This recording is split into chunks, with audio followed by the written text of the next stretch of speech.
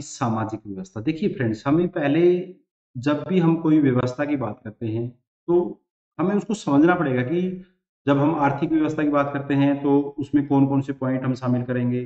अगर हम सामाजिक व्यवस्था की बात करते हैं, तो हम उसमें कौन से पॉइंट शामिल करेंगे, चाहे वो ये कह लीजिए कि मौर्य काल की लिखें, गुप्ता काल की लिखें, या ये कह लीजिए कि मुगल की लिखें, दिल्ली सल्तनत की लिखें। सब में जो सामाजिक व्यवस्था के जो पॉइंट्स आएँगे, या ये कह लीजिए कि कंपोनेंट होंगे, वो लगभग सेम रहते हैं। बस आपको उस समय के जो एग्जाम्पल हैं उनको अलग करना है। तो जो इसमें बात करने वाले हैं आज के लेक्चर में, तो यहाँ से आपको काफ़ी सारा वो मिलेगा कि किस तरह से हम किसी समाज के बारे में कैसे लिख सकते हैं। देखिए, सामाजिक व्यवस्था के बारे में जब हम लिखते हैं, जब सबसे पहले हम समाज की संरचना की बात करते हैं।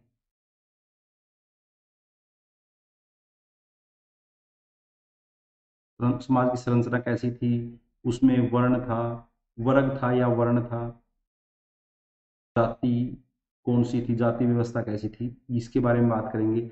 उसके बाद हम उनकी जीवन पद्धति के बारे में बात करेंगे।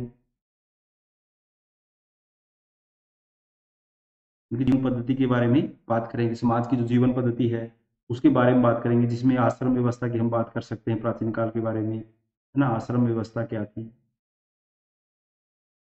है ना। और उसके बाद उसमें हम क्या कर सकते हैं, उनके फैमिली लाइफ की बात कर सकते हैं, ठीक है ना, पारिवारिक जीवन कैसा था, कैसे परिवार होते थे, उनके विवाह व्यवस्था की बात कर सकते हैं, विवाह कैसे होते थे, उसमें महिलाओं की स्थिति की बात किए बिना आप कोई भी समाज के बारे में महिलाओं की स्थिति की बात करेंगे। इसके साथ-साथ दास व्यवस्था थी या नहीं थी, उसके बारे में बात उसमें हम करते हैं। दास व्यवस्था के बारे में बात करते हैं कि दास व्यवस्था कैसी थी। उसके बाद महिलाओं की स्थिति में मेन कंपोनेंट जैसे क्या होते हैं, उसका समाज में स्टेटस कैसा था, स्टेटस, ठीक है, सती प्रथा थी या नहीं थी,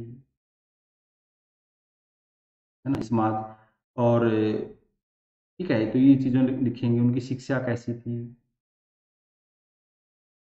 इसके बारे में उनकी बात करेंगे। और उसका समाज का खान-पान की बात करेंगे इसमें हम,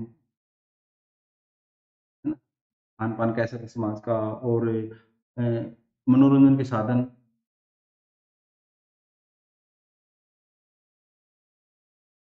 मनोरंजन के आमोद-प्रमोद जिसको हम कहते हैं ना,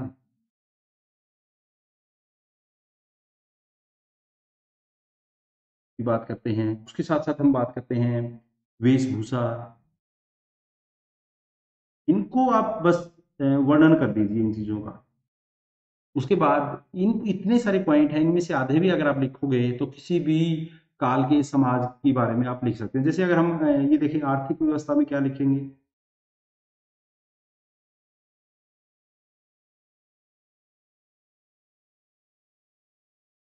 अ, कृषि का वर्णन करेंगे हम, भी कृषि कैसी थी। उसके बाद पशुपालन कैसा था, क्या करते थे, है ना, राजस्व व्यवस्था कैसी थी,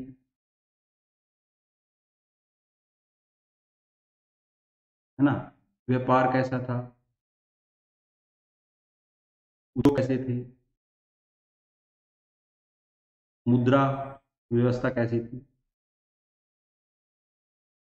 ये जर्नल होता है कि किसी भी काल के बारे में आर्थिक व्यवस्था की बात करेंगे, तो इन पॉइंट्स की उसी काल के संदर्भ में हम क्या करेंगे, आगे व्याख्या कर देंगे। बस ये हमारा सीधा हमें पता होना चाहिए कि हम इसी बात में कंफ्यूज कर जाते हैं कि इसमें हम धर्म को भी साथ में जोड़ सकते हैं, संस्कृति को साथ में जोड़ सकते हैं,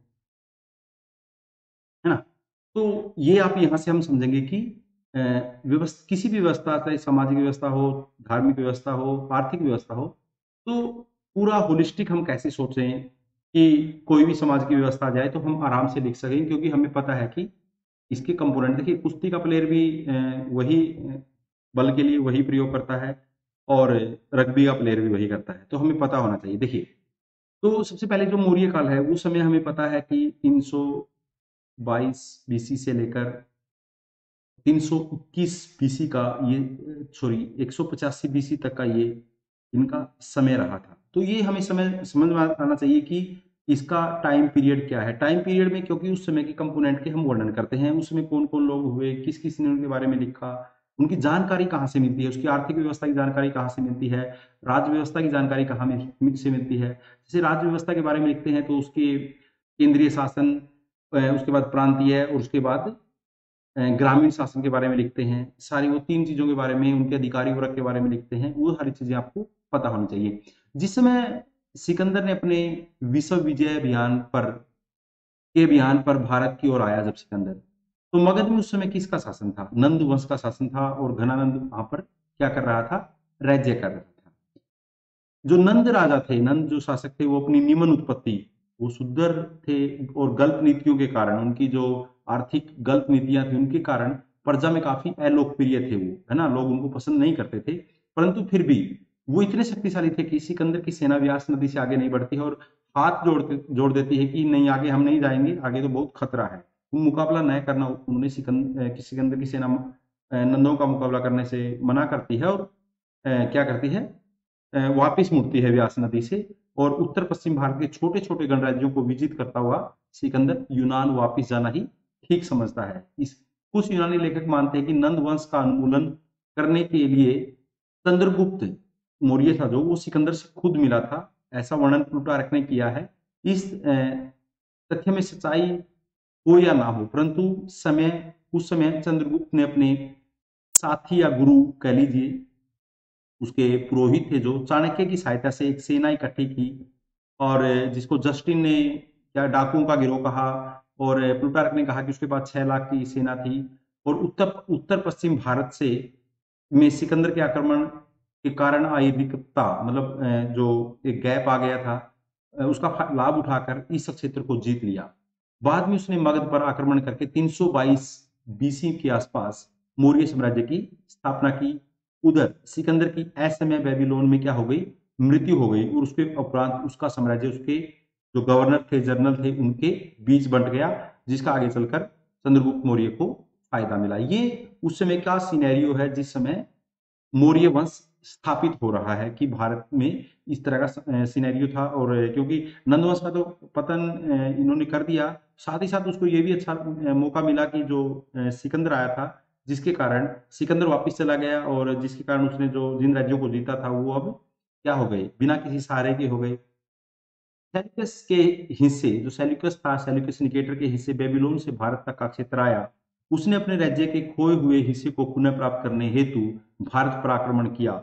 यूनानी लेखक तो इस युद्ध के परिणाम के बारे में मौन है, लेकिन परंतु सेल्यूकस की हार 304-303 बीसी में हुई और उसे अपनी बेटी हेलेना का विवाह चंद्रगुप्त के साथ करना पड़ा और वैवाहिक संबंध स्थापित करके अपने राजदूत के रूप में मैक्सनीज को चंद्रगुप्त मौर्य के दरबार में भेजा, जिसने इंडिका लिखी। कुछ समझ में आ जाएगा। उसके बाद चंद्रगुप्त का जो पुत्र था बिंदुसार, 297-98 बीसी में राजगद्दी पर बैठा। उसने अमित्र घात की उपाधि धारण की। वह आजीविक संप्रदाय को मानता था। उसने किन किन प्रदेशों को जीता, इसका वर्णन हमें कहीं किसी ग्रंथ में नहीं मिलता, परंतु प्रारंभिक तमिल कवियों ने मौर्यों के रथों के गरजते हुए चलने का वर्णन किया है, जिससे क्या समझ में आता है कि बिंदुसार के समय भी मौर्यों ने दक्षिण भारत में आक्रमण किए थे, जो शायद इसी काल का वर्णन हो, क्योंकि अशोक ने तो केवल कलिंग को ही जीता था। अशोक 261 बीसी में कलिंग का युद्ध करता है और जीतता है। ये उसका इतना बड़ा पहला और आखिरी युद्ध था। चंद्रगुप्त के दक्षिण विजय की हो इसके प्रमाण नहीं है, लेकिन वो दक्षिण में गया था, इस बात के प्रमाण हमें मामलुनार के जो ग्रंथ है हैनानारू से हमें मिलता है। बिंदुसार के पश्चात राज्य के सिंहासन के लिए उसके पुत्रों के बीच में संघर्ष चला। 273 ईसा पूर्व के आसपास से संघर्ष शुरू हुआ और 269 बीसी में जाकर अशोक का राज्याभिषेक हुआ, जो इससे पहले उज्जैन के गवर्नर थे। कुछ विद्वान ये मानते हैं कि अशोक ने राज्य को 273 बीसी में ही प्रारंभ कर दिया था, परंतु उसका जो राज्याभिषेक है वो 269 बीसी में हुआ। कलिंग विजय के पश्चात अशोक ने धम्म विजय को अपना लिया, मतलब उसने कहा कि अब बैरी घोष नहीं होगा, युद्ध नहीं होंगे, अब हम जिसको भी जीतेंगे, जिसका भी मन जीतेंगे, वो धम्म से जीतेंगे, मतलब धर्म के बल पर ही विजय प्राप्त करेंगे। यह नीति व्यक्तिगत और राजनीतिक दोनों स्तरों पर अपनाई गई। इसके कारण राजा और प्रजा के बीच संबंधों में मूलभूत परिवर्तन आ गए। अब उसने इस देखिए जो ये धम्म की नीति थी अशोक ने क्यों अपनाई, इसको लेकर विद्वानों ने अपने अपने अलग अलग मत दिए हैं। कोई कहता है ये उसका पॉलिटिकल एजेंडा था, कोई कहता है उसका ये राजनीतिक एजेंडा, सॉरी उसका ये धार्मिक एजेंडा था, कोई कहता है उसका सामाजिक एजेंडा था। अलग अलग तरह से लोगों ने इसको इंटरप्रेट किया है, जिसका असर उस काल के समाज, राजनीति और धर्म पर प्रचुर रूप से पड़ा। ठीक है, इस धम्म की नीति ने उस समय के समाज को भी प्रभावित किया, उस समय की राजनीति को भी प्रभावित किया, उस समय के धर्म को भी प्रभावित किया। चंद्रगुप्त ने चाणक्य की सलाह पर जो केंद्रीय शासन व्यवस्था प्रारंभ की थी, जिसके चाणक्य ने अर्थशास्त्र में इसका वर्णन किया है, ठीक है, उसे अशोक ने न केवल जारी रखा अपितु उसमें कुछ प्रशासनिक सुधार भी किए। धम्म महामात्रों की नियुक्ति, जिसका उल्लेख 5वें, है ना, में है। ठीक है, स्त्री अध्यक्ष महामात्रों की नियुक्ति कर धर्म धर्म और स्त्रियों की भलाई के लिए कार्य किए। प्रजा की भलाई के लिए रजुकों की नियुक्ति उसके द्वारा की जाती है, तीसरे शिलालेख में वर्णन है। ठीक है, इसके अतिरिक्त चंद्रगुप्त तथा बिंदुसार की तरह विदेशी जो ताकत थे, जो आसपास के जो शासक थे उस समय, उनके साथ भी उसने मित्रता के संबंध बनाए रखे, जिसका उल्लेख 13वें शिलालेख में।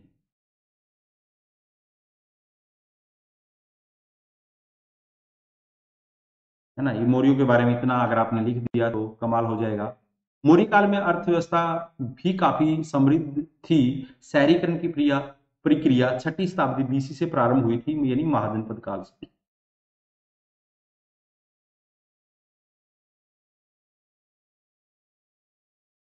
उसका आगे विकास किया गया। इस काल में कई राजमार्गों जैसे उत्तरापथ, दक्षिणापथ राजमार्ग इत्यादि का निर्माण किया गया। कर न केवल केंद्रीय प्रशासन को बल दिया अपितु व्यापार में भी इसका व्यापार की भी प्रगति इसके कारण हुई। गंगा घाटी में से पश्चिमी मध्य भारत, दक्षिण भारत तक व्यापार का प्रसार हुआ। व्यापार पर राज्य का नियंत्रण था। इसके साथ साथ व्यापार और वाणिज्य को अवरुद्ध करने वालों को कड़ी सजा का ऐलान किया गया था, है ना। और क्योंकि अगर जो इसके बीच में आएगा, जो कर चोरी करेगा, उनको कड़ी सजा दी जाएगी, ऐसा मौर्यों के समय प्रबंध किए गए थे। इस काल में सामाजिक आर्थिक परिवर्तनों का प्रारंभ हुआ। बौद्ध धर्म का काफी विकास हुआ, क्योंकि अशोक ने बौद्ध धर्म को संरक्षण दिया, लेकिन दूसरे धर्मों को उसने तंग नहीं किया।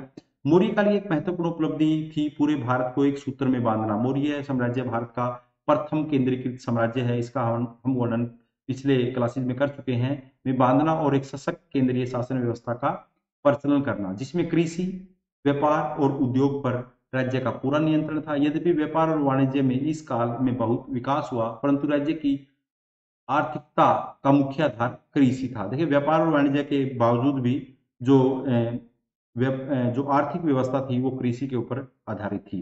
ठीक है, ये इसका वर्णन हम जब इसकी आर्थिक व्यवस्था पढ़ेंगे उसमें भी करेंगे।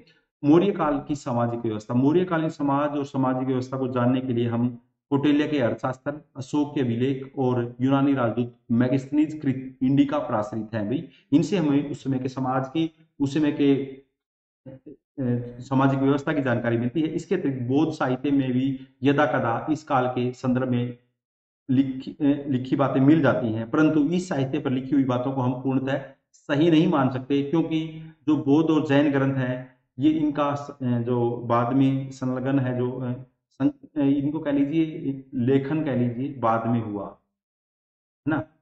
इनमें अलंकृतियां मतलब बातें, एक बात को बढ़ा चढ़ा कर लिखा गया, ऐसा होना स्वाभाविक है। जो बात आज हुई है और उसको 100 साल के बाद लिखा जाएगा तो उसमें कुछ ना कुछ बढ़ा चढ़ा के लिखा ही जाएगा। जैसे आप मलिक मोहम्मद जैसी ने लिखा था पद्मावत, जो कि 300 ये कह लीजिए कि 303 एडी की घटना है और उसको 1543 में लिखा गया था। तो उसमें काफी सारी बातों को उसने मिला के लिख दिया था। ठीक है, तो जो मौर्य काल का समाज था उसको हम समझते हैं। तो सबसे पहले मौर्य काल में जो वर्ण व्यवस्था थी वो किस तरह से थी। देखिए, वर्ण व्यवस्था के बारे में पढ़ना है, गुप्तों के बारे में भी वर्ण व्यवस्था के बारे में लिखेंगे तो ऐसा ही लिखेंगे, तो थोड़ा सा बदल के आपने लिखना है। मौर्य काल में समाज 4 वर्गों में यानी 4 वर्णों में बटा हुआ था, पहले संदर्भ में मान लगते हैं। अशोक के शिलालेखों में अनेक वर्णों का जिक्र है। ब्राह्मणों का स्थान सवर्णों के साथ आदरपूर्ण था। तृतीय शिलालेख में कहा गया है कि ब्राह्मणों और सवर्णों की सेवा करना उत्तम है। वैश्य या गृहपति अधिकांशतः व्यापार गतिविधियों में संलिप्त थे। अक्षत्रिय वर्ण का अभिलेखों में कहीं जिक्र नहीं है। तो अशोक के अभिलेखों में किसका जिक्र नहीं है? अक्षत्रिय वर्ण का कोई जिक्र नहीं है।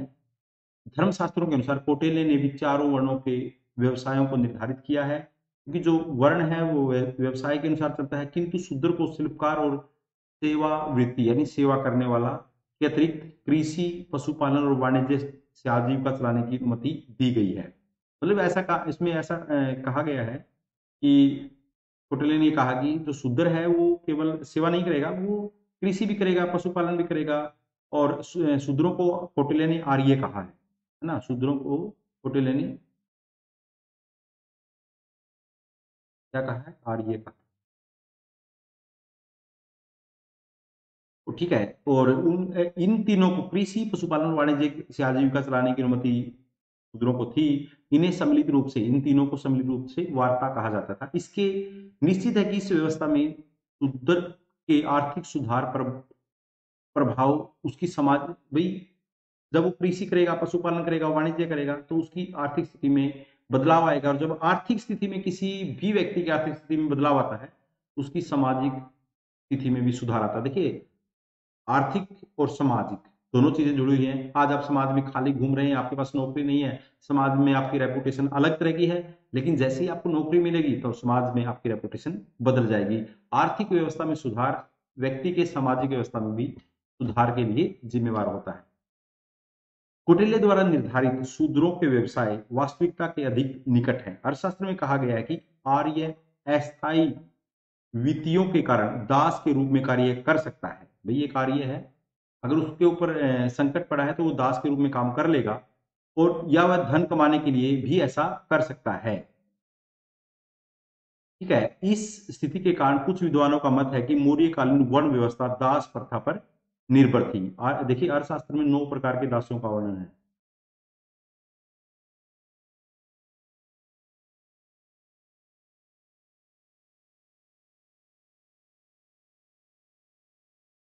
इन शब्दों के विस्तृत विश्लेषण से यह स्पष्ट हो जाता है कि दास प्रथा यूनानी गुलाम प्रथा से सर्वदा भिन्न थी, उससे अलग थी। इसी कारण मैगस्थनीज ने भारत में दास प्रथा न होने की बात की है। मैगस्थनीज क्या कहता है? भारत में दास प्रथा नहीं थी।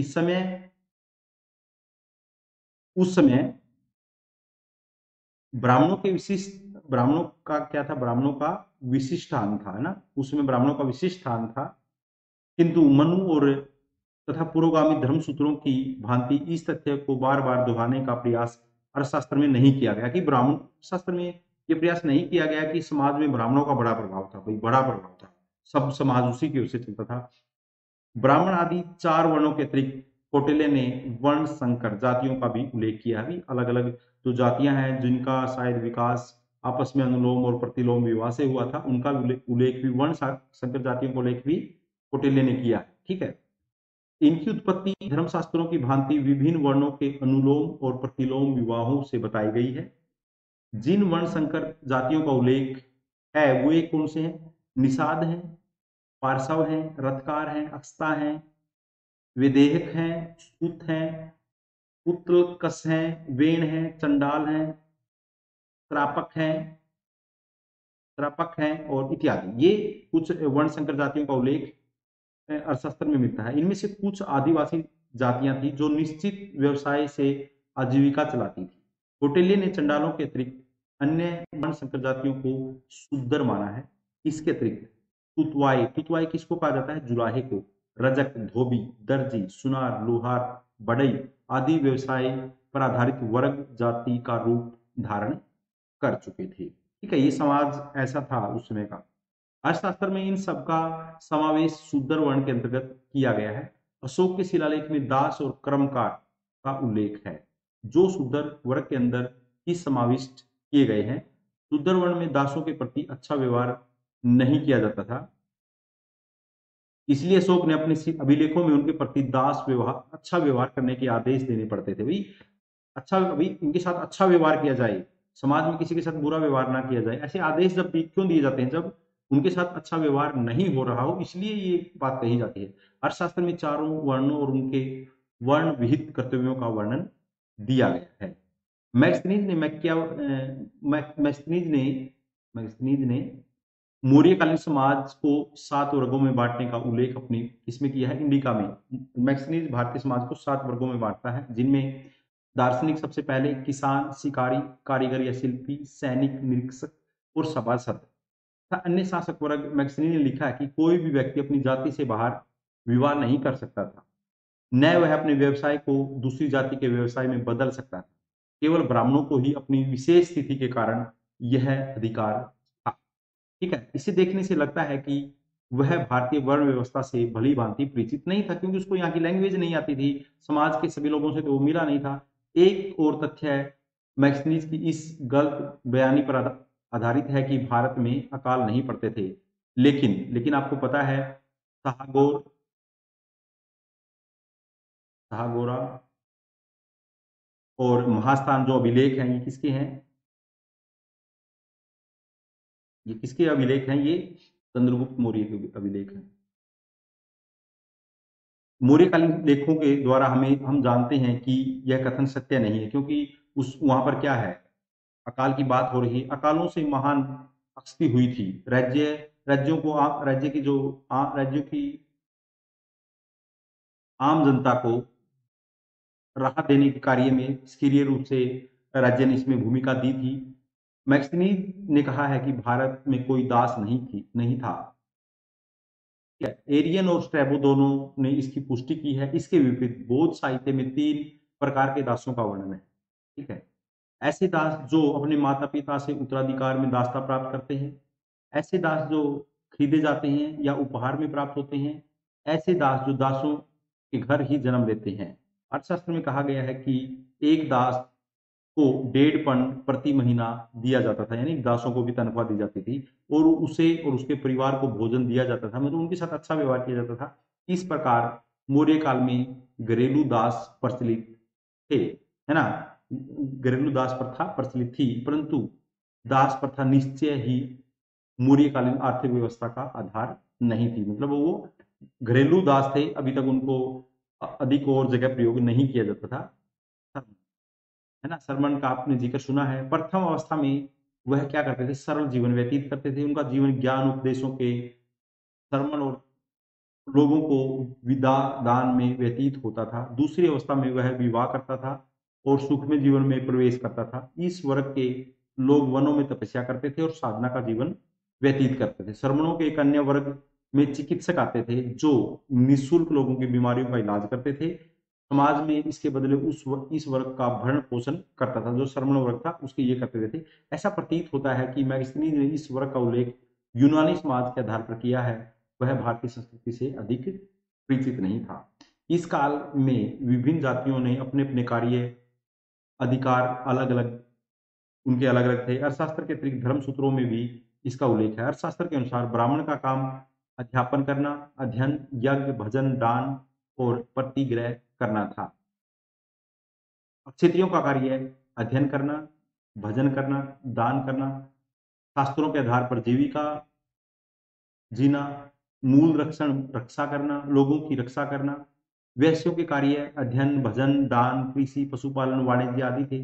जबकि शूद्रों के कार्यों में द्विजाति सुरक्षा यानी द्विजातियों के कार्य करना, वार्ता, लोगों के धन की रक्षा करना, कारुक्रम, कलाएं और कुशली क्रम इत्यादि इनका क्या था? ये शूद्रों का कार्य था, है ना? अर्थशास्त्र से पता चलता है कि मनु के अनुसार ब्राह्मण सबसे सर्वोत्तम थे, क्योंकि वे ज्ञानी थे। ज्ञानी व्यक्ति सर्वोत्तम होता है, उन्हें ब्रह्म ज्ञान था। उन्हें ही शिक्षक, पुजारी, न्यायाधीश, प्रधानमंत्री, धर्म परिषद का सदस्य, न्याय संबंधी आयोग का सदस्य रखा जाता था। यानी ब्राह्मणों को ही सारे जो राज्य के प्रशासन में मुख्य भूमिका होती थी। परंतु आपातकाल में ब्राह्मणों को उनसे निचले वर्ग का काम भी करने का अधिकार था। मतलब जो किसी ब्राह्मण को प्रशासन में कोई अच्छी जिम्मेवारी नहीं मिली तो वो कुछ भी कर सकता। ब्राह्मणों को किसी भी अपराध के लिए दंड दिया जा सकता था, परंतु मृत्यु दंड उनके लिए पूर्णतः निषेध था। भाई ब्राह्मणों को कोई भी अगर कोई गलत काम करता है तो उसको दंड मिल सकता है, बट उसको क्या कहते हैं कि किसी भी अपराध के लिए उसको मृत्युदंड नहीं दिया जा सकता था। शूद्रों का शूद्रों को संस्कारों का अधिकार नहीं था, जो संस्कार होते हैं उनका अधिकार नहीं था। न तो वे पवित्र ग्रंथों को पढ़ सकते थे और न ही सुन सकते थे। तेज सामाजिक अधिकार उन्हें प्राप्त थे। कई ग्रंथों में शूद्र शिक्षक विद्यार्थी होने का वर्णन भी मिलता है, जिसमें हमें शूद्र के पढ़ने लिखने का पता चलता है। जातक कथाओं में शूद्रों के साथ चंडालों का भी वर्णन है, जो कि शहर से बाहर निवास करते थे, जिनके दर्शन मात्र से ही ये माना जाता था कि व्यक्ति, उनके दर्शन मात्र को ही अपशकुन माना जाता था। यार ये कहाँ से आज माथे लग गए, ऐसे बोलते हैं ना। बौद्ध और जैन साक्ष्यों में जाति प्रथा का चित्रण काफी भिन्न मिलता है। इनमें क्षत्रियों का स्थान प्रथम है ना। बौद्ध, क्योंकि बौद्ध और जो जैन है वो क्या है, ये दोनों ही क्या है, क्षत्रिय धर्म है।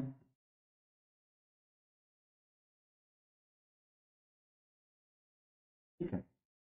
उन्हें, यद्यपि उन्हें ब्राह्मणों से कम श्रेष्ठ माना जाता है, बौद्ध साक्ष्यों के अनुसार इन जातियों के अतिरिक्त बहुत सी मिश्रित जातियां अलग अलग काम करने वाले लोगों की बन चुकी थी। ठीक है। परंतु सामान्य धारणा के अनुसार जातियां अंतरजातीय विवाहों के कारण पैदा हुई थी। बौद्ध साहित्य के अनुसार इस काल में जाति का किसी भी काम में पूर्णतः संबंध नहीं था। मतलब अभी तक जाति का किसी कार्य, भाई ये जाति ये काम करेगी, ये संबंध अभी स्थापित नहीं हुआ था। इनमें से एक अक्षत्रिय के कुम्हार, टोकरी बनाने वाला, फूलों के हार बनाने वाला, खाना बनाने वाले के रूप में वर्णन मिलता है। मतलब अक्षत्रिय वे काम कर सकते हैं। इसी तरह सेठी, वैसे एक दर्जी, कुम्हार का काम करते हुए बताया गया है, परंतु फिर भी उनकी जाति की गरिमा को कोई नुकसान नहीं होता। मतलब यार एक, मतलब जाट अभी जैसे समाज में है, मैंने कई बार देखते हैं कि यार एक जाट है वो नाई का काम करेगा, तो मतलब बड़ी वो निकृष्ट समझा जाता है। एक ब्राह्मण डी ग्रुप में लगेगा, पानी पिलाएगा दूसरों को। ब्राह्मण जातक में ब्राह्मणों को निम्नलिखित 10 कार्य उनको दिया गया है: चिकित्सा का काम करना, नौकर तथा कोचवान, और उसके बाद कर इकट्ठा करना, भूमि खरीदने वाला, फल व मिठाइयां बेचने वाला, कृषक, पुजारी जो कि शास्त्रों की व्याख्या करता है, पुलिस का कार्य, शिकारी, और मात्रिक के रूप में राजा के कार्य करने वाला, मंत्री के रूप, मंत्री, मात्रिक मंत्री बोला जाता है यहाँ पर। ठीक है। इसके अतिरिक्त वासदेश उत्तर में ब्राह्मणों को कृषक, भूमिहार, युद्ध, दस्तकार, बलिहारी, दस्तकार के रूप में वर्णन उनका किया गया। इन सभी कार्यों के बाद भी ब्राह्मण किसान का बोध स्तव का स्वरूप माना गया है ना। मतलब उनको ज्ञानी माना गया उसको इन सब कार्यों। जैन और बौद्ध ग्रंथों में सामान्य ब्राह्मण किसान को बोधिस्तव का स्वरूप माना गया है। जैन और बौद्ध ग्रंथों में सामान्य ब्राह्मण को या तो एक साधारण नागरिक के रूप में समाज की सेवा करते, या वापस वापस या ऋषि के रूप में जंगल के आश्रमों में रहने वाला बताया गया है। इन चार जातियों के अतिरिक्त साहित्य में बहुत सी हीन जातियों का उल्लेख भी है, जो कि हीन कार्य करते थे। इनमें छकड़े बनाने वाले, चटाई बनाने वाले, नाई, कुम्हार, बुनकर, चर्मकार इत्यादि है। इनमें से कुछ तो मतिभेद बताया गया है, जो कि आर्यों के सामाजिक व्यवस्था से बाहर थे। विनय सूत्रा विमंग में इनमें चंडाल, वेग, निषाद, रथकार और पक्कूस इत्यादि शामिल थे। ये समाज का क्या था, ढांचा था। इस तरह की जातियां और इस तरह के उनके बारे में वर्णन हमें मिलता है। मैं थोड़ा सा जल्दी इसलिए कर रहा हूँ कि आपको इनका जस्ट इसमें से एक जिस्ट पकड़ लेना है, और कि भाई क्या हमने आगे वर्णन करना है। मौर्य काल की आश्रम व्यवस्था। आश्रम व्यवस्था के बाद पता है आश्रम व्यवस्था का सर्वप्रथम जिक्र कहाँ मिलता है?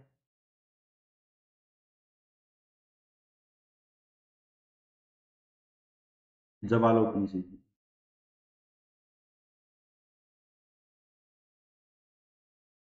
ठीक है।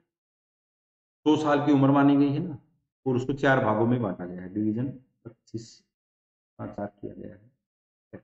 इस काल में मनुष्य के जीवन को 4 आश्रमों अवस्थाओं में बांटा हुआ था। ये तो वैदिक काल से चली आ रही थी। हर शास्त्र में इस प्रकार का वर्णन मिलता है, जिस प्रकार वैदिक साहित्य का धर्म सूत्र भी इस तथ्य की पुष्टि करते हैं। प्रथम आश्रम ब्रह्मचर्य आश्रम था, 0 से 25 साल, जन्म से 25 तक, जिसमें पठन पाठन का कार्य करना होता था। ब्रह्मचारी गुरु के घर या आश्रम में रहकर पढ़ता था। ब्रह्मचारी 2 प्रकार के होते थे: उपकुवाण जो शिक्षा पूर्ण होने के उपरांत विवाह कर गृहस्थ जीवन में प्रवेश करता था। दूसरा नैसैक, नैसैक क्या होता था, जो कि पूरे जीवन विद्यार्थी का ही जीवन व्यतीत करके ब्रह्मचर्य का पालन करता था, मतलब वो लगा ही रहता था। दूसरा आश्रम गृहस्थ आश्रम था, जो हमारा चल रहा है, जो सबसे मतलब मुख्य आश्रम माना जाता है, जिसमें वैवाहिक जीवन व्यतीत किया जाता था। इस आश्रम में देवताओं को के ऋण को यज्ञ द्वारा, पितृ ऋण को संतान उत्पत्ति के द्वारा चुकाया जाता था। ऋषि ऋण, ज्ञान, देखिए तीन प्रकार के ऋण बताए गए हैं, देव ऋण, पितृ ऋण और ऋषि ऋण। ज्ञान और धार्मिक उत्सवों, पर्वन के दिनों में धर्म कर्म के कार्यों और दान द्वारा चुकाया जाता था। ठीक है, ये जो ऋण उतरता है वो गृहस्थ आश्रम में ही उतरता है। आज भी आपको पता ही है कि माता पिता के ऋण गृहस्थ आश्रम में ही उतार सकते हैं। तीसरा जो आश्रम था वो वानप्रस्थ आश्रम था, जो कि 50 से 75 तक होता था, जिसे बौद्ध साहित्य में भिक्षु कहा गया है। इसमें अनिश्चय, कुछ इकट्ठा न करना, विवेकशील प्राणी बनना, बरसात के दिनों में एक जगह निवास करना, गांव में जाकर भिक्षा मांगना और अपने लिए समय वस्त्र बुनना, फूल पत्ते न तोड़ना, भोजन के लिए बीजों को खराब न करना, ये नियम थे। इस आश्रम में भिक्षु अपना भरण पोषण केवल भिक्षा के ही द्वारा करते थे। ऐसा 50 के बाद घर छोड़ देते थे, जाओ भाई अब हम अपना जीवन जी लेंगे। उसके बाद चौथा आश्रम था वो संन्यास आश्रम होता था, परिवारजक आश्रम। इसमें एक भिक्षु सभी सांसारिक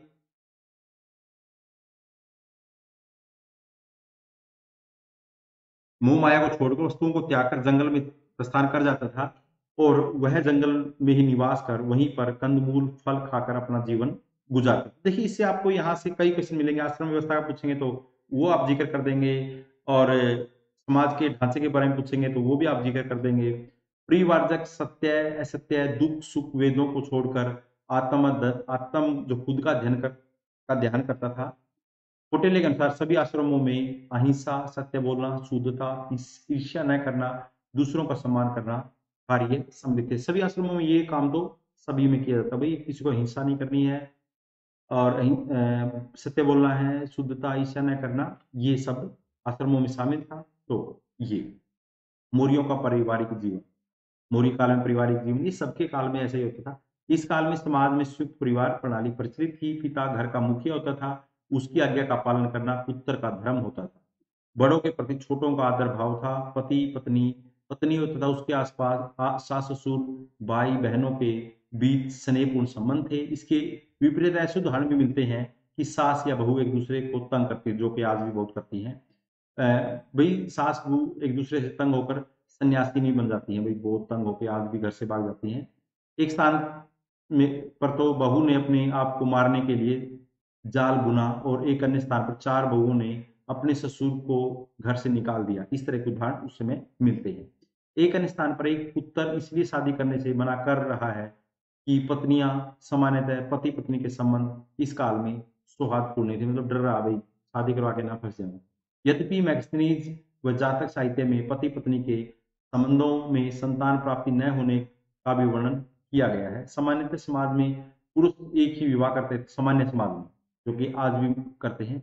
बहुपत्नी विवाह का वर्णन इस काल में मिलता है, जो कि उच्च वर्ग में किया जाता था, उच्च वर्ग द्वारा किया जाता था।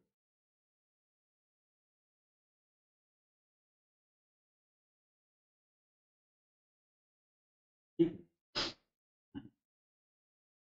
मैक्सवेल ने लिखा है कि भारतीय पुरुष बहुत सी स्त्रियों से विवाह, बहु विवाह प्रथा करते थे, है ना। ये मध्यकाल में बहुत होता है। ये विवाह कभी सधर्मियता के लिए, कभी खुशी के लिए, कभी संतान प्राप्ति के लिए किए जाते थे। जो पत्नी पति की जाति से ही संबंध रखती थी, उसकी घर में काफी प्रतिष्ठा होती थी, तो उसकी संतान को ही अपने पिता की संपत्ति का कानूनी उत्तराधिकारी माना जाता है। बाकी पुत्रों को उनकी माता की जाति के अनुसार अधिकार मिलते थे। अब की बार एक क्वेश्चन आया हुआ भी था कि वो किससे माना जाए। इस प्रकार हम देखते हैं कि इससे परिवार में शांति भंग होने और सामान्य संबंधों में कड़वाहट होना स्वाभाविक था। एक से ज्यादा पत्नी रखेगा तो भाई आपको पता ही है, बहुपत्नी विवाहों से पत्नी पर अत्याचार होना।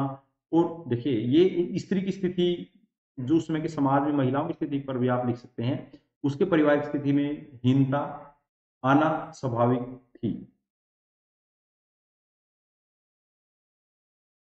स्वाभाविक था। बहुपत्नी विवाह इस काल में थी या नहीं यह कह पाना कठिन है।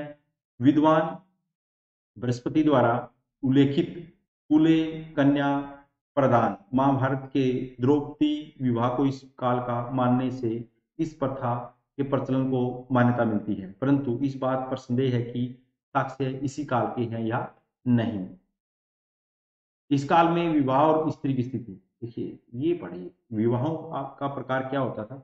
इस काल में सामान्यतः विवाह अपनी ही जात में किया जाता था, यद्यपि अंतरजातीय विवाहों के प्रचलन का भी उल्लेख है। एक ही जाति में विवाह का पर कुछ प्रतिबंध थे, जैसे कि एक ही गोत्र में विवाह नहीं होते थे, जिसको सपिंड विवाह इत्यादि। धर्मसूत्रों के अनुसार इस काल में 8 प्रकार के विवाह होते थे। कौन से 8 प्रकार के विवाह बताए गए हैं, ये भी क्वेश्चन आ सकता है। ब्रह्म विवाह, जिसमें एक सुसंस्कृत सरकारी नौकरी लगा हुआ पुरुष ढूंढकर पिता अपनी पुत्री का शादी करता था, गहने रतन मणियां पहनाकर विवाह करता था। दैव विवाह, जिसमें यज्ञ को करने वाले पुरोहित के साथ पिता अपनी कन्या का विवाह करता था। आर्ष विवाह, इसमें वर से एक गाय या बैल प्राप्त करके पिता अपनी पुत्री का विवाह उसके साथ कर देता था। प्रजापत्य विवाह, इसमें पिता अपनी कन्या का विवाह मंत्रोच्चारण के बाद वर से करता था, ये भी अच्छा विवाह माना गया है। ये 2 विवाह सबसे उत्तम माने गए हैं। असुर विवाह, इसमें वर पक्ष वाले वधु को उसके परिजनों को धन देते थे, मतलब आजकल बिहार से हरियाणा वाले लेके आते हैं। जैसे गांधर्व विवाह, इसमें पुरुष व स्त्री एक दूसरे की सहमति, यानी लव मैरिज है, ये लव का खेल है यहाँ पर। राक्षस विवाह, इसमें वर द्वारा कन्या और उसके पिता के घर से अपहरण करके उससे विवाह किया जाता था, है ना। पैशाच विवाह, ये जो 4 विवाह हैं ये क्या माने गए हैं, ये निकृष्ट माने गए। पैशाच विवाह, इसमें पुरुष कन्या से मध्य अवस्था में यानी मूर्छित अवस्था में कन्या से विवाह कर लेता था, है ना। ये इस प्रकार के 8 विवाह उस समय थे। तो विवाहों के बारे में ऊपर भी क्वेश्चन आए तो आप इस प्रकार के क्वेश्चन आराम से लिख सकते हैं। इनमें से ब्रह्म, देव, आर्ष और प्रजापत्य तथा गंधर्व इत्यादि विवाहों को विभिन्न साक्ष्यों में ठीक माना गया है, जबकि पैशाच विवाह सभी साक्ष्यों में सभी से बुरा माना गया है। राक्षस विवाह केवल क्षेत्रियों में होना स्वीकार्य था। मैक्सनीज ने भी अपने वितरण में भारतीय विवाह में एक बैलों की जोड़ी कन्या के पक्ष को देने की बात कही है। मतलब जो आर्ष विवाह की बात, आर्ष विवाह को किसने उल्लेख किया है, आर्ष विवाह का मैक्सनीज ने, जो कि इस काल में आर्ष प्रकार के विवाह के प्रचलन का द्योतक है, प्रमाण है। ऊपर लिखित विवाह प्रकारों में प्रथम 4 को अधिकतर साक्ष्यों में ठीक माना गया है, क्योंकि इनमें कन्या के माता पिता वर की योग्यता के आधार पर अपनी पुत्री की शादी करते थे। विवाह में दहेज प्रथा नहीं थी। यवन विद्वान नियार्कस ने भी लिखा है कि भारतीय बिना दहेज के विवाह करते थे तथा युवती के विवाह योग्य होने पर उसका पिता विभिन्न समारोहों में जाता था, जहां पर मल्लयुद्ध, मुक्केबाजी, दौड़ और अन्य कार्यों में विजयी पुरुष से कन्या का विवाह किया जाता था। यह स्वयंवर का ही एक सुधरा हुआ रूप प्रतीत होता है। विवाह के लिए कन्या की आयु के बारे में इस काल में अलग अलग मत हैं। सामान्यतः वयस्क होने पर ही, मतलब 12 वर्ष की कन्या का विवाह, कन्या और 16 वर्ष का जो लड़के का की शादी की जाती थी। ये 2 एज मानी गई है, लेकिन अलग अलग जो ग्रंथ हैं या जानकारी के सोर्स हैं उनमें अलग अलग जानकारी इनके बारे में दी गई है। विवाह किया जाता था, बौद्ध साहित्य इस साक्ष्य को प्रमाणित करते हैं, परंतु सूत्र साहित्य में लड़कियों को कम उम्र में शादी के प्रमाण मिलते हैं। इस प्रकार हम देखते हैं इस काल में वयस्क होने पर ही कन्या की शादी हुआ करती थी, परंतु बाल विवाह के कुछ प्रमाण भी मिलते हैं। यदि कोई पिता अपनी वयस्क लड़की की शादी नहीं करता था तो यह उसके लिए एक पाप माना जाता था। साक्ष्यों के अनुसार इस अवस्था में कन्या, पिता शादी नहीं करेगा तो कन्या को कुछ करना पड़ेगा। कन्या स्वयं अपने लिए वर ढूंढ सकती थी और यह इंतजार 3 महीने से 3 साल तक हो सकता है। पिता की देखो भाई, पिताजी ऐसा है 3 महीने में 3 साल में आप मेरा वर ढूंढ दो, नहीं तो मैं खुद जुगाड़ करूंगी। यद्यपि बाल विवाह एक सामान्य प्रथा नहीं थी। सामान्य प्रथा कब बनी? गुप्त काल में बनी। परंतु फिर भी विवाह की आयु कम होने से स्त्रियों की सामान्य शिक्षा और संस्कृति पर बुरा प्रभाव पड़ा। अपने पिता का बिना अपने पिता का बिना प्रसन्न आज्ञा पालन करना भी स्त्रियों की स्थिति में गिरावट के मुख्य कारणों में से एक है। मतलब पिता से, पिता ने कुछ बोल दिया और उसको प्रसन्न करना नहीं था महिलाओं को। अगर ऐसा, अगर हम किसी, कोई हमसे बात करे, कोई भी हमें ऑर्डर दे और हम उसको क्वेश्चन ना कर सकें, तो इसका मतलब ये होता है कि हमारी स्थिति वीक है। ठीक है। मौर्य काल में महिलाओं की शिक्षा, इस काल में हमें स्त्री शिक्षा के प्रमाण मिलते हैं। वे अच्छी पढ़ी लिखी हुआ करती थी। स्त्रियां घर और समाज में प्रतिष्ठित स्थान रखती थी। इस काल में दो प्रकार की स्त्रियां, स्त्री विद्यार्थियों का वर्णन है। एक ब्रह्मवादिनी, जो जीवन पर्यंत ग्रंथों का अध्ययन करती थी। दूसरी सदैव सध्यो देवहा, जो विवाह होने पर शिक्षण ग्रहण करती थी। पाणिनि,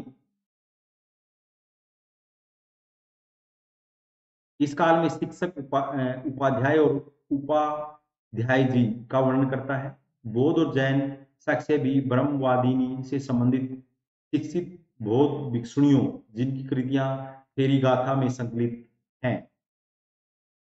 इस प्रकार से जैन साहित्य में जयंती नामक स्त्री का वर्णन है, जिसे समय दर्शन शास्त्र में भगवान महावीर से वाद विवाद का वर्णन मिलता है। मतलब ये उस समय महिलाओं की स्थिति, उनकी शिक्षा के बारे में बात कर रहा है। इस काल में स्त्रियों को पढ़ने के अतिरिक्त संगीत, नृत्य व चित्रकला की में भी निपुणता प्रदान की जाती थी। कुछ स्त्रियां सैन्य कला की शिक्षा भी प्राप्त करती थी। मैगजीन्स के अनुसार चंद्रगुप्त मौर्य के अंगरक्षक महिलाएं होती थी। जब वह शिकार पर जाता था तो कुछ स्त्रियां रथ पर, कुछ घोड़ों पर, वह हाथियों पर उनके साथ जाती थी। शस्त्र शास्त्रों से इस प्रकार लैस होती थी कि मानो वे युद्ध करने जा रही हूं। कौटिल्य ने स्त्री महिला अंगरक्षकों के होने का प्रमाण दिया है कि जो राजा की रक्षा करेंगी महिलाएं ही अंगरक्षक ही करती थी। इस काल में लड़की की तरह लड़कों की तरह लड़कियों का भी उपनयन संस्कार हुआ करता था। ये बात देख लीजिएगा। यद्यपि अर्थशास्त्र और धर्मसूत्रों में विधवा या स्त्री का पुनर्विवाह के प्रमाण है। पुनर्विवाह के लिए कुछ नियम स्थापित किए गए थे। जैसे पुनर्विवाह वही महिलाएं कर सकती थी जिसका पति या तो मर चुका हो, साधु बन गया हो, पति विदेश भाग गया हो, जैसे डोंकी मार गया हो, काफी वर्षों से वापिस ना आया हो। इसके अतिरिक्त स्त्री अपने पति के जीवित रहते हुए पुनर्विवाह कर सकती थी। जैसे पति नपुंसक हो, कुछ बन नहीं रहा हो, जाति से बाहर उसको निकाल दिया गया हो। परिवार में स्त्रियों की स्थिति स्मृति काल की अपेक्षा अब अधिक सुरक्षित थी, है ना। किंतु फिर भी मौर्य काल में स्त्रियों की स्थिति को अधिक उन्नत नहीं कहा जा सकता। उन्हें बाहर जाने की स्वतंत्रता नहीं थी। सम्राट जो उच्च घराने थे, उनकी स्त्रियां प्राय घर में ही रहती थी, जिसके कारण कौटिल्य ने, जो घरों में रहती थी महिलाओं के लिए, कौटिल्य ने ऐसी महिलाओं के लिए अनिष्कासिनी, मतलब उनको घरों से बाहर नहीं जाना है, मतलब, है ना। जैसे अब मिडिवल मध्यकाल में कौन कहता है, जो अमीर खुसरो और इसामी ने यही बात कही, वह इसामी यही बात करते हैं कि महिलाओं को घर से बाहर नहीं जाना चाहिए। विवाह विच्छेद, विवाह विच्छेद की क्या परंपरा थी। इस काल में विवाह विच्छेद होने के भी प्रमाण है। अर्थशास्त्र के अनुसार यदि पति दुराचारी हो, विदेश चला गया हो, राजद्रोह, राजा से विद्रोह कर दिया हो, पति से पत्नी को जान का खतरा हो, तो पत्नी क्या कर सकती है, तलाक ले सकती है ना। और तलाक इतना अर्थशास्त्र में किससे की गई, मोक्ष से की गई।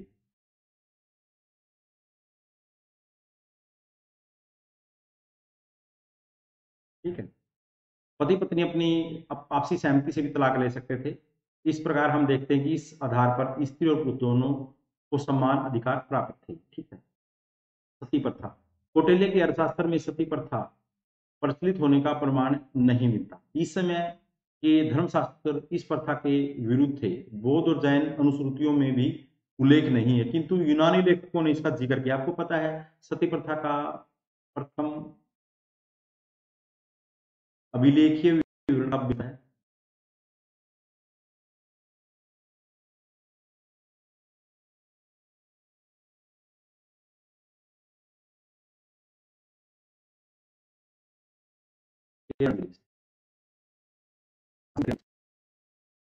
उल्लेख यूनानी लेखकों ने उत्तर पश्चिम में सैनिकों की स्त्रियों के उनके साथ सती होने की बात की है। यूनानियों ने, उनको पता नहीं था कि क्या हो रहा है। योद्धा वर्ग की स्त्रियों में सती की वह प्रथा प्रचलित रही होगी जो कि कभी कभी संवैधानिक हुआ करती थी। कभी कभी विधवा को उसके पति के साथ चिता के साथ जबरदस्ती भी जला दिया जाता था, है ना। यूनानी इतिहासकारों ने लिखा है कि 1316 बीसी में बुद्ध में जब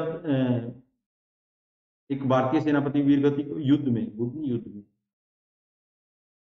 वीरगति को प्राप्त हो गया तो उसकी विधवा उसके साथ सती हो गई। ये उस समय का उन्होंने उल्लेख किया है। गणिकाएं, गणिकाएं कौन होती थी? ये महिलाओं की स्थिति के बारे में 3-4 पॉइंट आप शामिल कर देंगे। किसी भी काल में स्त्री की दशा का विवरण जब तक पूरा नहीं होता जब तक वेश्यावृत्ति का वर्णन न हो। इस काल में भी इस प्रकार की स्त्रियां थी जो स्वतंत्र रूप से वेश्यावृत्ति करती थी। ऐसी स्त्रियों को रूप जीवा कहा जाता था। इनके कार्यों का निरीक्षण गणिकाध्यक्ष एक राज पुरुष करता था। बहुत साक्ष्यों में हमें वैशाली की नगर वधुओं का वर्णन मिलता है जिनके पास राजा, राजकुमार और अन्य अमीर वर्ग के लोग जाते थे, टाइम पास करते थे। गणिकाओं को प्रमाण में प्रतिष्ठित गणिकाओं को समाज में प्रतिष्ठित स्थान प्राप्ति थी। अमरपाली को स्त्री रत्न तक की उपाधि मिली हुई थी। गणिकाएं अपनी आय का एक भाग राज्य को कर के रूप में देती थी। राज्य की ओर से उनके अधिकार भी सुरक्षित होते थे और उनसे दुर्व्यवहार करने वालों को जुर्माना किया जाता था। कई वैश्याओं को तो जासूस के रूप में रखा जाता था। सुंदरता, आयु, गुणों के आधार पर उनकी आय 1000 पौंड प्रति वर्ष हो सकती थी। वैश्याएं राज दरबार में भी जाती थी। इसके अतिरिक्त स्त्रियों को गणिकाओं के रूप में समरधारी, दाता धारण करने के लिए, स्वर्ण कुंभ उठाने के लिए, पंखा करने के अतिरिक्त रसोई, स्नान गृह और राजा के हरम में भी नियुक्त किया जाता था। ये महिलाओं की स्थिति आपको पूरी स्पष्ट हो गई है। प्रथा, यह प्रथा भारत में वैदिक काल से प्रचलित थी। दास और दस्यु का वर्णन उसमें है। इस काल में दास हत्या का जिक्र नहीं है, उसमें दस्यु हत्या का जिक्र मिलता है। यह प्रचलन में थी। इसके बारे में यूनानी लेखक अलग अलग विवरण देते हैं। अशोक के विलेखों में दास सेवकों, भृत्यों, अन्य प्रकार के श्रम जीविकों का उल्लेख है। अर्थशास्त्र में 9 प्रकार के दास प्रकार का विवरण काफी मात्रा में किया गया है। ये दास प्राय अनार्य हुआ करते थे तथा खरीदे बेचे जा सकते थे। कभी कभी तो आर्थिक संकट में कुछ लोग समय को भी दास के रूप में बेच सकते थे, परंतु उनकी संतान आर्य कहलाती थी। दासों के साथ उस समय अच्छा व्यवहार किया जाता था। यही कारण है कि मैगस्थनीज इस प्रथा के प्रचलन के न होने की बात करता है। उसने कहा कि जैसे अगर हम यहाँ बैठे सोचते कि यार मैं अमेरिका में तो कोई गरीब ही नहीं होगा, है ना, उसके अनुसार सभी भारतीय स्वतंत्र थे। उनका इसका कहना है कि भारतीय विदेशियों को दास नहीं बनाते थे। इस काल में दासों को अपनी व अपने माता पिता की संपत्ति पर अधिकार था। मतलब दासों को संपत्ति का अधिकार था। दास अपने मूल्य अदा कर अपने को स्वतंत्र करवा सकते थे। खान पान, इस काल में मांस खाने की काफी प्रवृत्ति थी। समय शोक के विलेखों में पता चलता है कि प्रतिदिन सैकड़ों पशुओं को मारा जाता था। उसको बाद में वो पशु हत्या पर प्रतिबंध करता है। इसके अतिरिक्त अर्थशास्त्र में मांस बेचने वाले और कच्चा और पक्का मांस बेचने वालों का उल्लेख है। इसके अतिरिक्त पक्का चावल बेचने वालों का भी उल्लेख है, जो हमें बताता है कि लोग भोजन में अन्य चीजों के अतिरिक्त चावल भी खाते थे। बौद्ध और जैन साहित्य में हमें चावल, फलियां, तिल, शहद, फल, मछली, मीट, मक्खन, घी, जड़ी बूटी आदि के साथ मांस में गोमांस इत्यादि का भी लोगों द्वारा प्रयोग किया जाता था। अर्थशास्त्र के अनुसार सरकार का यह कर्तव्य है कि वह जंगलों के पशु पक्षियों के लिए तथा बूचड़खानों की भी सुरक्षा करे। मैक्सनीज ने उस समय के खान पान पर लिखा है कि जब भारतीय खाने के लिए बैठते थे तो प्रत्येक के सामने एक तिपाही रखी जाती थी जिस पर बर्तन में सबसे पहले उत्तम प्रकार के चावल डाले जाते थे। उसके उपरांत अनेक पकवान परोसे जाते थे। पेय पदार्थों का भी इस काल में काफी विवरण मिलता है। अंगूर का रस, शहद, विभिन्न फलों जैसे आम, जामुन, केले, जड़ी बूटियों के पेय पदार्थ बनाए जाते थे। फूलों वाले पेय पदार्थ भी बहुत पसंद किए जाते थे। ठीक है, मदिरा पान, इसके बिना तो काम चलता ही नहीं है। इस काल में मदिरा का पान काफी प्रचलन में था। मैगजीन के अनुसार विशेष पदाधिकारियों के अतिरिक्त साधारण लोग भी मदिरा पान करते थे, नहीं करते थे, करते थे। उनका प्रयोग यज्ञ के अवसरों पर अधिक होता था। राजा तो इसके सेवन करते थे, जिसका प्रमाण हमें बिंदुसार के समय क्या मिलता है, यूनानी दूत से यूनानी दार्शनिक यूनानी मदिरा मांगने की बात शामिल है। अर्थशास्त्र में हमें मदिरा बनाने और उसके नियमों नियमों राज्य के इस उद्योग के नियंत्रण को दर्शाते हैं। परंतु प्रत्येक व्यक्ति का मदिरा का एक निश्चित मात्रा में ही मिल सकती थी, ऐसे नहीं कि पूरा दिन पीते रहो। राज्य इसे क्या मानता था, दुर्व्यसन मानता था, है ना, मतलब गलत आदत। अर्थशास्त्र के अनुसार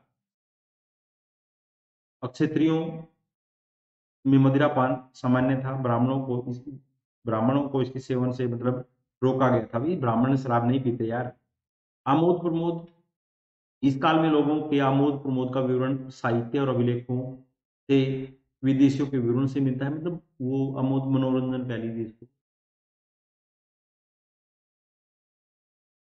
मैक्सनीज ने विवाहों का वर्णन करते हुए लिखा है कि पिता कन्या का विवाह उससे करता था जो मल्लयुद्ध, मुक्केबाजी, दौड़ और अन्य क्रीड़ाओं में विजय प्राप्त करता था। ये सभी क्या थे, ये समय उस समय मनोरंजन के साधन थे। यूनानी लेखकों ने मनुष्यों, हाथियों, अन्य पशुओं की लड़ाइयों से लोगों के मनोरंजन का वर्णन किया है।